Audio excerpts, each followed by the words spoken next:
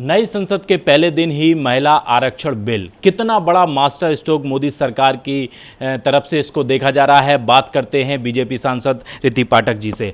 Ma'am, किस तरीके से देखती हैं इस बिल को?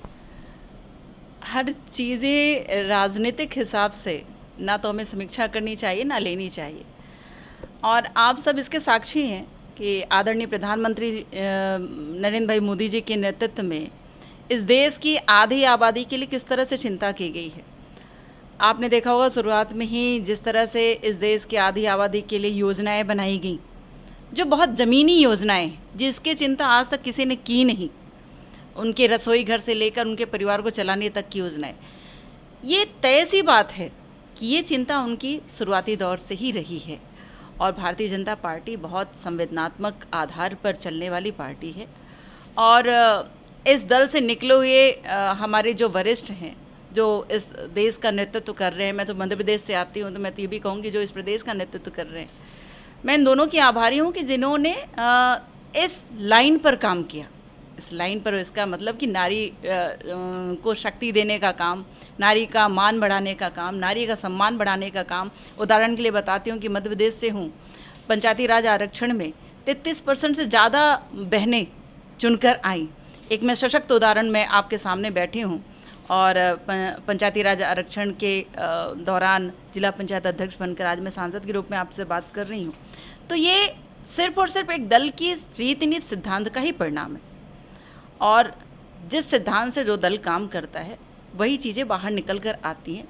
मैं बहुत आभारी हूँ आदरणीय प्रधानमंत्री नरेंद्र मोदी जी का, हमारे देश के नेतृत्व का, कि ये उन्होंने देश की आधी आबादी को सम्मान दिलाने का काम किया है, इस बिल को लाने का काम किया है। और सबसे बड़ी बात ये कि जो कोई भी नहीं कर पाया, जिन्होंने इस चीज़ को बहुत हल्के से लिया और बीच में ही छोड़ दिया, तो मैं ऐसा मानती हूँ कि वो हमारे देश के नेतृत्व करने का जिम्मा उठाते हैं, और ये हमारे ही हिस्से में देखी लिखा है।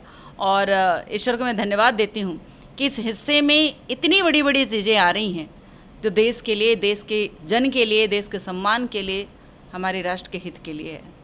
हम, जैसा कि आपने कहा कि कोई इसको नहीं कर पाया, सोनिया गांधी कह रही हम लेकर आए थे, क्रेडिट लेने की होड़ लगी हुई है।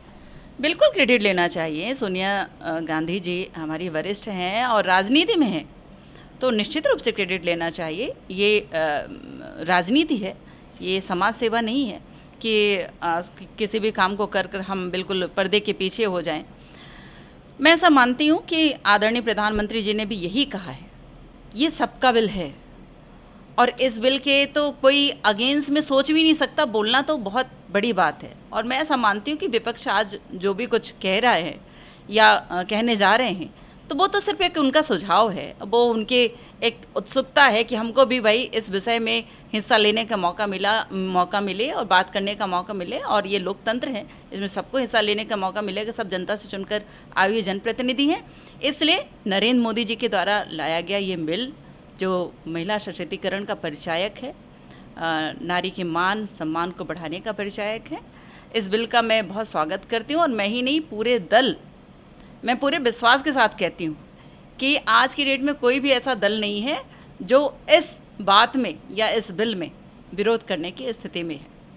मैम, आपने कहा कोई विरोध नहीं, लेकिन आम आदमी पार्टी के सांसद संजय सिंह कह रहे हैं कि ये महिला आरक्षण बिल नहीं, महिला बेवकूफ़ बनाओ बिल है। इसको किस तरीके से दें?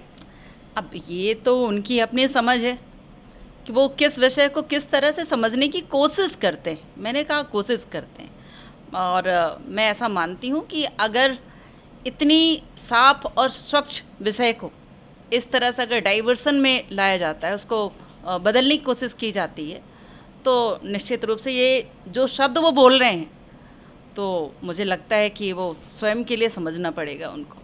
मैम, एक अंतिम सवाल, 2024 का चुनाव नज़दीक है, मध्य प्रदेश में भी चुनाव है, आप खुद महिला सांसद हैं, कितना बड़ा इसको बदलाव के रूप में आप देखती हैं?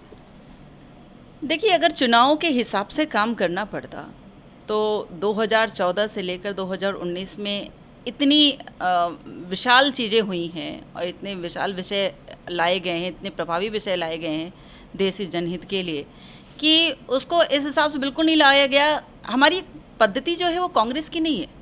कांग्रेस की पद्धति में अगर कोई काम करना होता तो वो प्रतीक्षा करते थे कि चुनाव आ जाए, तब हम इसकी घोषणा करेंगे, फिर चुनाव के कुछ और दिन बचे हुए हों तो हम इसका लोकार्पण करेंगे। फिर चुनाव हो जाएगा तो हम उनको वादा करेंगे कि चुनाव के अगली बार हम इसका भूमि पूजन करेंगे और अगली बार हम इसका लोकार्पण करेंगे। तो ये कांग्रेस की पद्धति नहीं है जिन्होंने जनता को भ्रमित करके सिर्फ और सिर्फ वोट लेने का काम किया है। ये पद्धति है एक ऐसे दल की जो सिर्फ और सिर्फ काम में विश्वास रखती है, जो अंत्योदय में विश्वास रखती है, जो राष्ट्र के हित में विश्वास रखती है, जो गरीब आदमी का कल्याण कैसे हो उसमें विश्वास रखती है, किसान का कल्याण कैसे हो उसमें विश्वास रखती है, जो देश की आधी आबादी जिनसे हम बने हैं, जिनसे आप बने हैं, उसका कल्याण, उसका मान सम्मान कैसे हो उस पर विश्वास रखती है। मैम क्या लगता है दोनों सदनों में पास हो जाएगा? निश्चित रूप से तय है और दोनों सदन प्रतीक्षा कर रहे हैं, सभी सारे दल प्रतीक्षा कर रहे हैं कि ये बिल आए, हमें भी सौभाग्य मिले, क्योंकि ये इतिहास बन रहा है।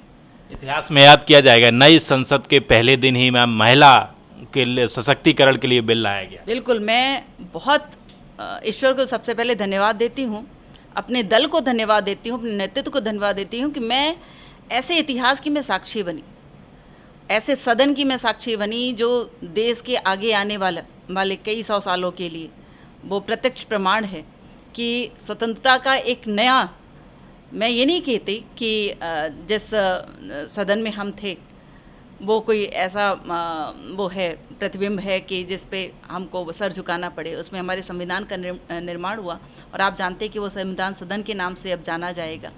लेकिन मैं बहुत खुश हूँ कि मैं ऐसे ऐतिहासिक विषय की साक्षी बनी जिसको नरेंद्र भाई मोदी जी के नेतृत्व में लाया गया और आगे आने वाले कई पीढ़ी तक, कई सालों तक हमारी बहनें अपने आप को बहुत सशक्त महसूस करने वाली हैं और मुझे लगता है इसमें और भी अच्छा होने वाला है आगे आने वाले समय में।